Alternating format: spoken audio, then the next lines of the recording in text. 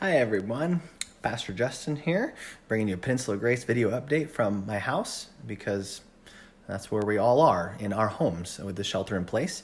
And I wanted to show you what it looks like from my window here.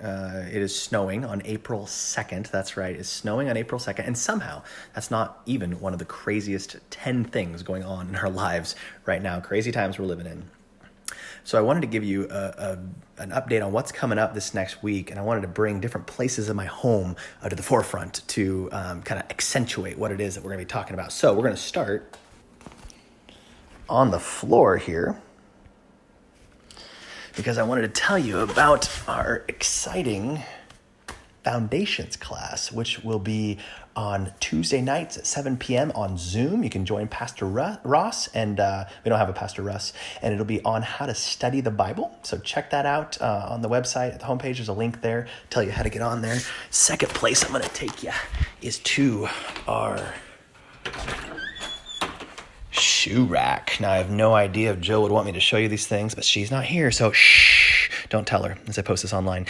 This is to remind us that we are called to follow Jesus in his footsteps, and that is going to remind us of our class that's going to come up this Wednesday. If you would be interested in what it looks like to follow Jesus in this season, we're going to have a get-together called Discipleship During Pandemics. And Dr. Keith Hamilton, who is a passion about discipleship from our church, and not Dr. Justin Franchino, will be there to help walk us through what does it look like to do that, especially in this distancing season. How do we walk in meaningful relationships with people? We're going to give some tools and just coaching and encouragement and how you can form those kind of relationships, grow those kind of relationships, what it looks like to get together and follow him. And so we'd encourage you, that's this coming Wednesday, April 8th. And from there, I'm going to take you over to our scholarly bookshelf here on the bottom, our Dr. Seuss section, some of my favorite reading.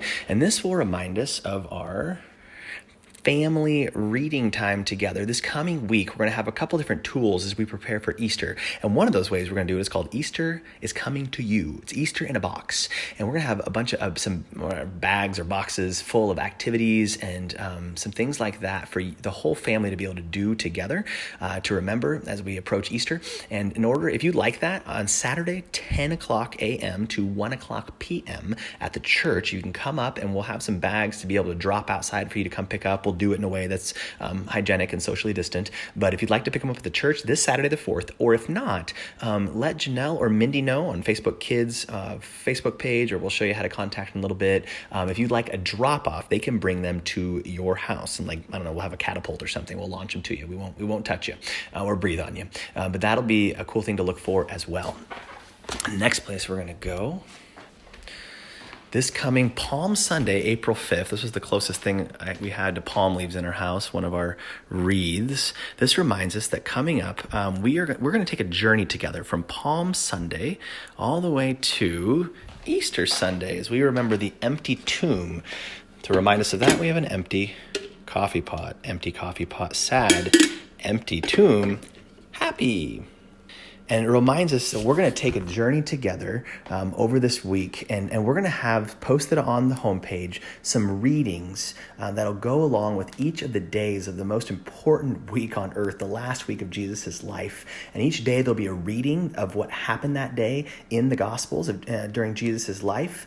And so we're going to have some readings you can do as a family. We're also going to have a devotional from Desiring God that'll go along with that. And the daily devotional videos that we have been posting are not going to go along with the reading plan this week. They're going to go along with those daily readings for Holy Week. So I would encourage you to check out those links online and join us as we prepare.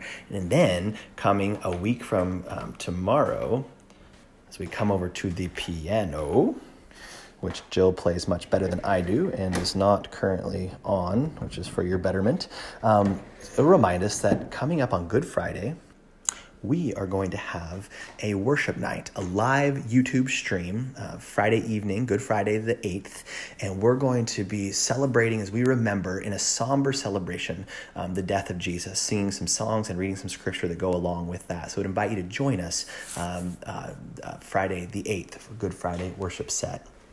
Now, it's a lot of information. A lot of information. And if you don't remember any of that, I put a sticky note together for you. Remember, I can't preach without a slideshow. So here's my very rudimentary PowerPoint. If you would like some more information, we'd invite you to text this number, 262-427-6444. My mom will be on the other end of that, Carmen Franchino, just so you know who if you trust her. And if you text the word information, we will get you a part of these text updates. We only use those for certain things. We don't want to inundate you with spam texting.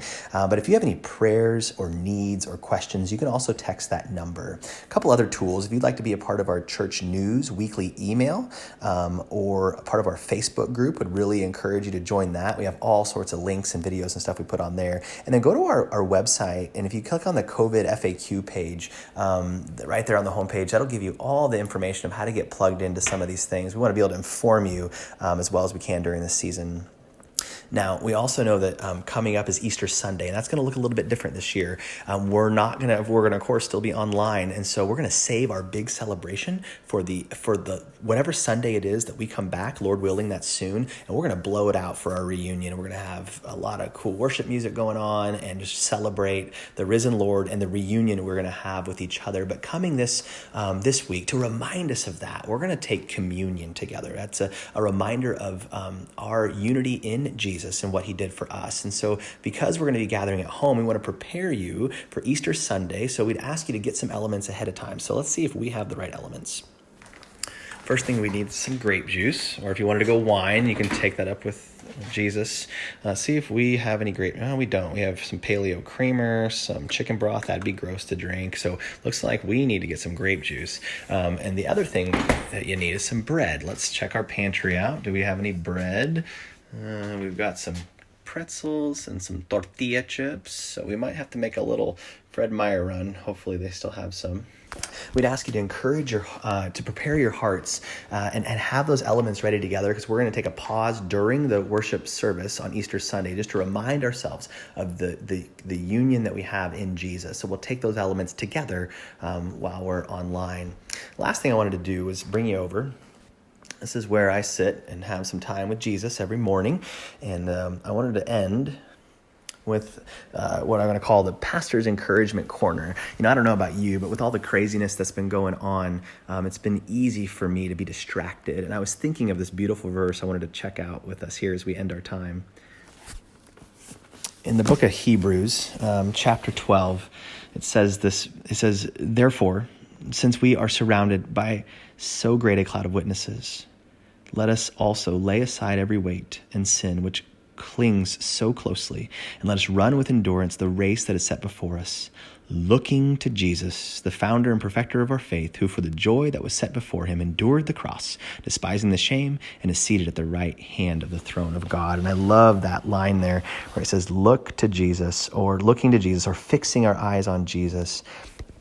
And I was thinking about this week how easily it's been to have my eyes, my attention stolen, taken off of Jesus and looking on other things. And for me, that's been the news feeds. And it's easy to wake up in the morning, and the first thing I do is I take my phone up and I scroll to see the latest on COVID-19 and what's going on and how we're affected. And what I'm seeing is I'm putting my eyes on that before I ever put my eyes on Jesus in the morning. That I'm not spending time with him and his word and prayer. And so one of the things that I'm doing is saying, you know what, I'm going to check the news twice a day. And I'm going to wait until after I've spent time with the Lord to make sure my eyes are in the right place. Now, the cool thing about putting your eyes on Jesus is that's the right way to see everything. We're not called to take our eyes off of what's going around us, or the loved ones and people that we're called to reach out to in our community. But think of it like a pair of glasses. It's through the glasses, if you have poor eyesight, that everything else comes into focus and you see it correctly. Jesus is like that lens. As we're looking to him, we're actually looking through him to everything that's going on, and we see it in its proper light. So I'd encourage you this week, keep your eyes on Jesus and allow him to be the lens through which you look through everything else. It's his love for you, his death for you, his new life in you that will allow you to enter into this time with joy and peace and encouragement. Love you guys. Can't wait until we're back together again. But for now, we are still the church. We are still making disciples. Let's do it together apart. Love you guys.